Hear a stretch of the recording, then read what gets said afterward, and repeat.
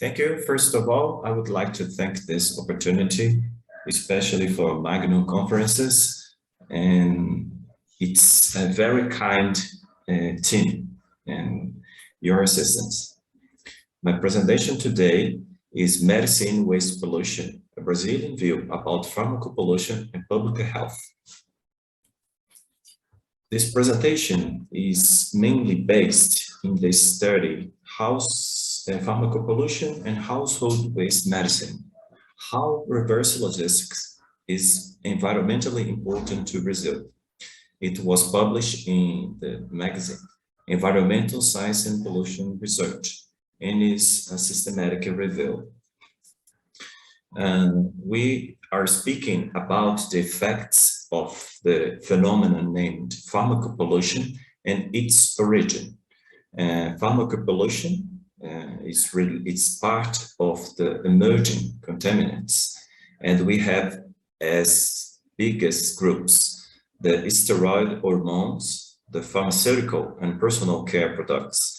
This item is especially related to pharmacopollution, industrial chemicals and pesticides. But once we consider that the emerging contaminants have the household micropollutants important source, we can expand the analytical approach. We may consider the pharmacopollution as part of household micropollutants group, such as other contaminants of organic effluents, PPCP, metabolites and EDCs, illicit drugs, and trace organic contaminants, once they are all found in the water and the sewage, as we will see further. And we may encompass the main research fields for this phenomenon of household waste medicine, that how it brings pharmacopollution phenomenon. And the first main area of the studies is how the active pharmaceutical ingredients disperse through environment, animals and plants, its effects and concentrations. The second area is the effects of the pharmacopollution. And we are speaking about pharmacopollution. We are mainly speaking about the active pharmaceutical ingredients dispersion and its effects in the environment forms, animal and plant forms, the direct effects. And the third area of studies is how we use medicines in our society and our relationship to medicines and self-medication habits, abusive use, and other public health matters, and how is mainly related to pharmacopollution phenomena. As we may see, many places already have science and studies about pharmacopollution and the water contamination by active pharmaceutical compounds. As we can see in the map, the blue dots are surface water contamination by active pharmaceutical ingredients. The blue ones are tap water. So people are drinking water with active pharmaceutical compounds traces. The green ones are underground water contamination, and the pink ones are sewage. It's quite a remarkable example to see in India the decrease of the white rampant vulture population related to diclofenac. In this study on the superior part of the image, we may see effects of fluoxetine, estrogen, and ciprofloxacin to animals, such as decrease of mobility and fertility. We have two main household-related source pathways for pharmacopollution. The first one is the primary pathway, and is the excreted active pharmaceutical ingredients and endocrine disrupting compounds by population, once we cannot absorb all the active pharmaceutical ingredients we intake, part of them are excreted. So it's the primary pathway. But we cannot stop considering the second most important one, and it is directly related to how we discard the leftovers of medicines. And we have, as part of them, discarded in toilets and sinks, or when we have liquid or pills, for example. And we discard the leftovers in inappropriate ways, such as dump fields or places without a correct treatment. But how can we figure out the generation of household waste medicine? If we have rational use, when the patient receives the right amount as prescribed, we do not have leftovers. When the patient at home has an assistant as home care service, we cannot consider them household waste medicine because we assume those medicine will be recoiled by the health assistant that provides the healthcare waste. We are speaking here about the leftovers generated by a household patient, and that will be discarded at the common litter.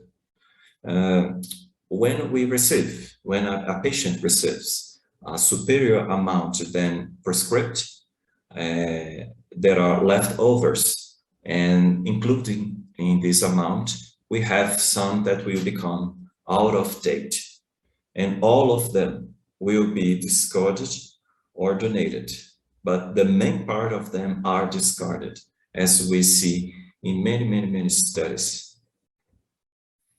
Why people generate leftovers of medicines? By many reasons, as we can see here in the scene.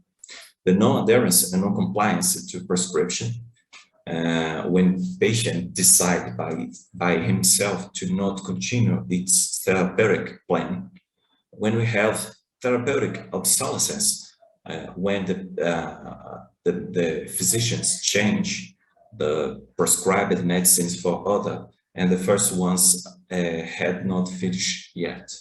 Improvements in the clinical state, suspension, interruption, and intolerance to the prescribed medication. So the patient must change to another use.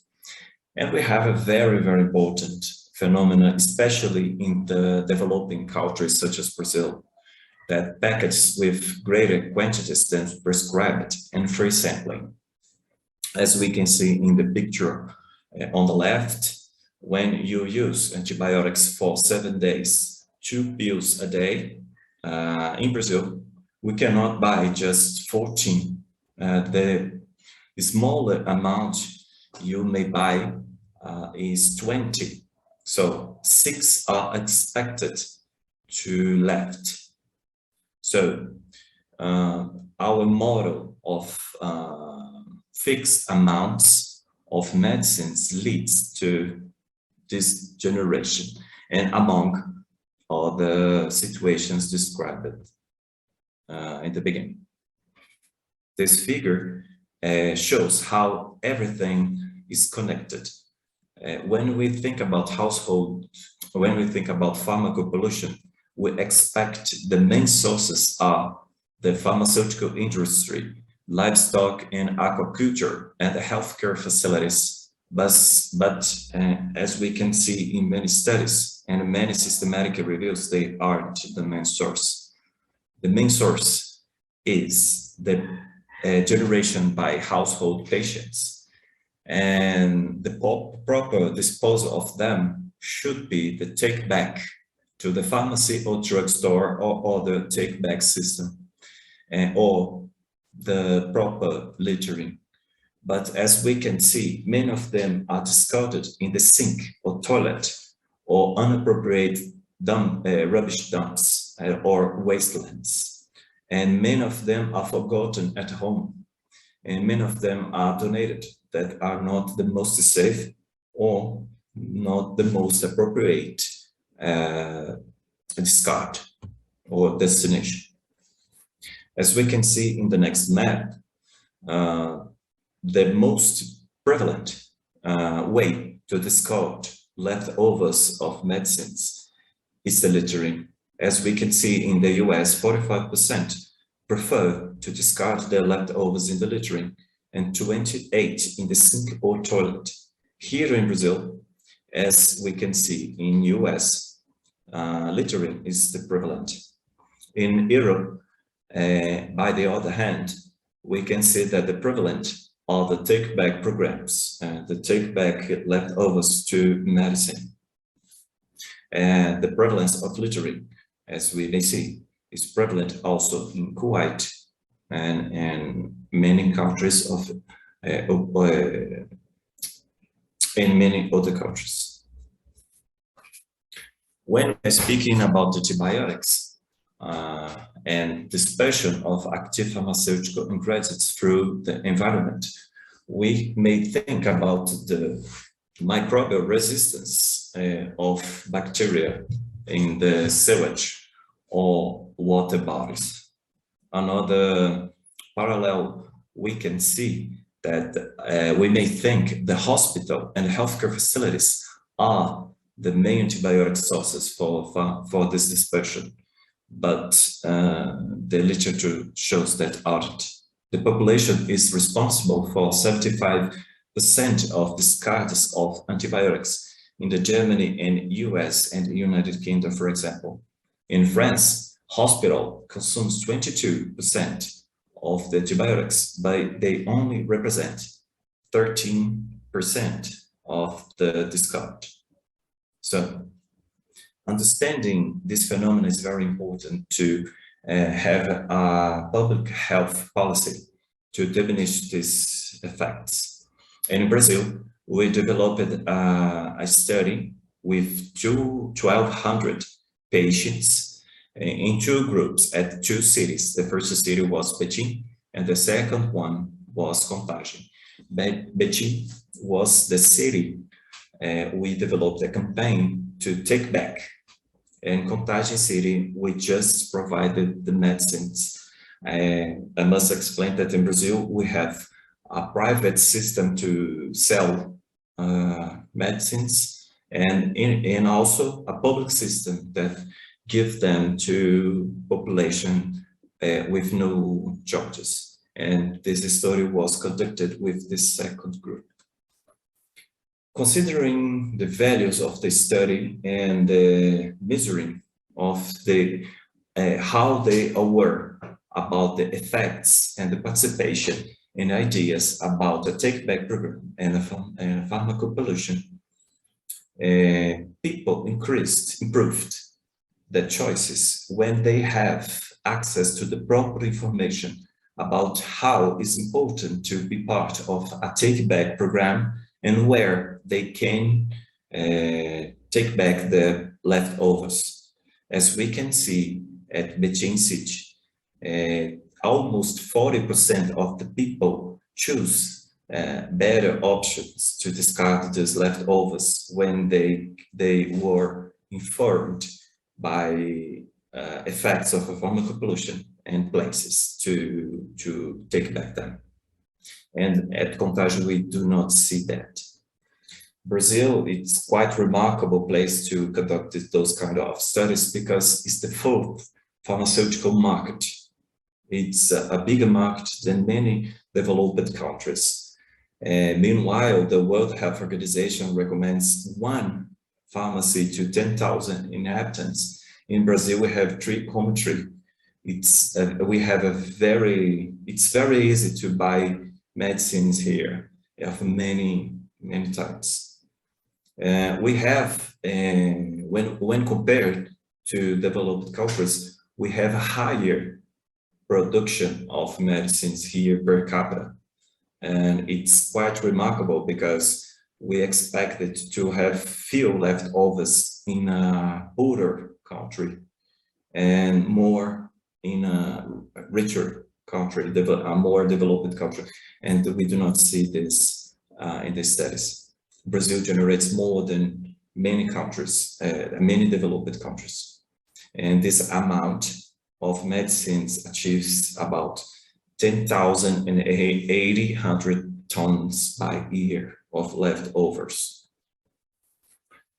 At June 2020, Brazil finally got a national take-back program as a result of the previous study and part of the efforts of many scientists to decrease the effects of pharmacopollution in water, in the fish, and many other results. So since then, Brazil have a national take-back program and it's operating and working for the biggest cities. Those studies conducted to many books and articles, as we can see in the picture, to provide not just how the phenomena happens in Brazil, connecting the habits of the population and the effects to fish and water and the detection of water. So it was a beginning to the end study, and also a study about their awareness level. And I expected of you to take back your leftovers, and I would like to thank this opportunity